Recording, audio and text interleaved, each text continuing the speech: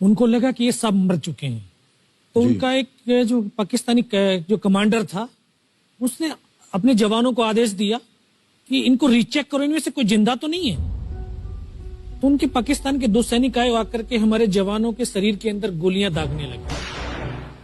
तो मैं बेहोश था, लेकिन इतना बेहोश नहीं था कि उनको सुन ना सकूं या देख ना सकूं।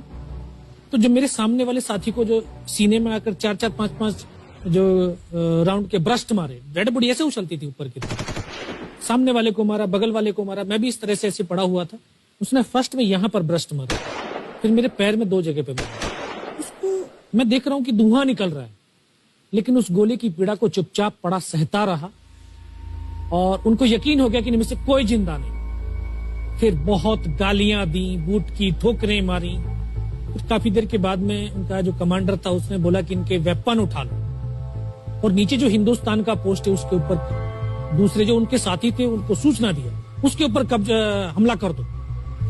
फिर ये आवाज भी सुनी तो मुझे लगा कि यार आज तो मेरी पूरी टीम खत्म हो जाएगी। दोबारा से उसके साथी आए, पाकिस्तान के सैनिक आए और हमारे जवानों के शरीर के अंदर गोलियां दागने लगे। उन्होंने फिर उसी रोटेशन से गोली मारी।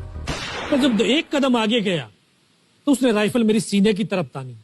तब मुझे लगा यार अब नहीं बचूंगा, लेकिन कहते हैं कि जाको राखे साइयां मार सके ना कोई। जब उसने गोली चलाई तो यहाँ पे पर्स में 5-5 रुपए के कुछ सिक्के भी थे। जब गोली जाकर के सिक्कों पे टकराई तो मुझे भी आभास हुआ कि तो मर गया हूं। पाकिस्तान का दूसरा सैनिक आया, उसने आकर के मेरा AK-47 उठाया और वापस मुड़ा तो उसका पैर मेरे पैर से टकराया हो। तब मुझे लगा कि यार मैं तो जिंदा हूं।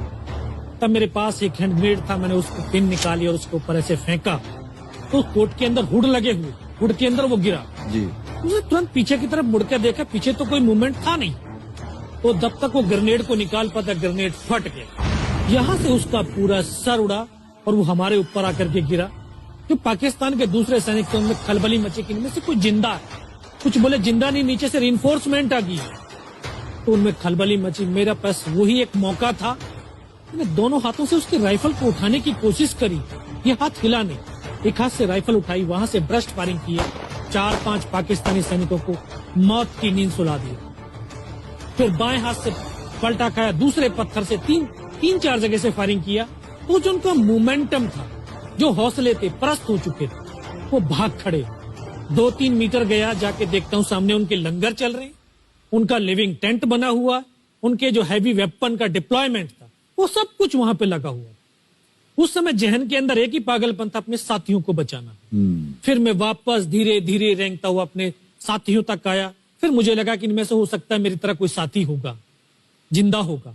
उनको देखा, किसी का सर फटा हुआ था, किसी के फेफड़े निकले हुए थे। बहुत देर बैठकर रोया भी, फिर अपने आप को संभाला।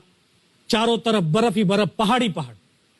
यह भी पता नहीं कि हिंदुस्तान किधर है, पाकिस्तान किधर है। 2.5 साल की सर्विस, 19 साल की उम्र, न उम्र का तजुर्बा न सर्विस का अनुभव। जाऊं तो जाऊं कहां। मैं बहुत 500 मीटर लगभग नीचे रोल करता हुआ आया और अपने साथियों जो नहीं चढ़ पा रहे थे दुश्मन की भारी फायरिंग की वजह से, वहां तक पहुंचा। फिर उनको उन्होंने मुझे पकड़ा, वो फर्स्ट एड दिया। फिर वहां से जो हमारे कमांडिंग ऑफिसर कर्नल कुशाचंद ठाकुर, फिर उनको सूचना दिया।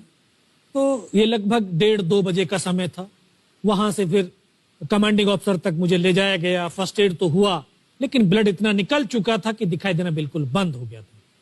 जब उनके पास पहुंचा तो उन्होंने बोला, बेटा मेरे को पहचानता मैं कौन हूं? बस अब आवाज सुनाई दे रही है।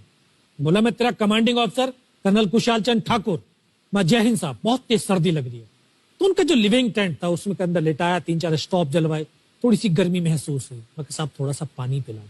बोला, ठीक है पानी पिलाते हैं। तभी डॉक्टर साहब आए गए, उन्होंने ग्लूकोज की बोतल पिलाई, थोड़ी सी एनर्जी महसूस हुई। उन्होंने बोला, बेटा कुछ बता सकता हूं? मैं कहा, सब बता सकते हैं। तो उनको बताया कि सर ऊपर ये घटनाक्रम हुआ है और ये वहां की इंफॉर्मेशन है। तो लास्ट में उन्होंने बोला कि बेटा जवान की रिक्वायरमेंट क्या है? मैं कहा, साहब जवान की रिक्वायरमेंट एम्युनिशन और फील्ड पट्टी की है। बोला, खाने के लिए नहीं चाहिए? सर भूख नहीं लगती। बस इतना कहते कहते तभी डॉक्टर ने कौन सा इंजेक्शन लगाया, फिर मुझे पता नहीं कहां पर हूं। फिर होश आया 3 दिन बाद, देखा ऊपर पंखा चल रहा है। पता चला कि 92 बेस हॉस्पिटल श्रीनगर, और वहीं से मुझे बेस हॉस्पिटल दिल्ली रेफर कर दिया और 16 महीने तक उस हॉस्पिटल में मैं रहा। 16 महीने तक आपका इलाज चलता रहा? जी।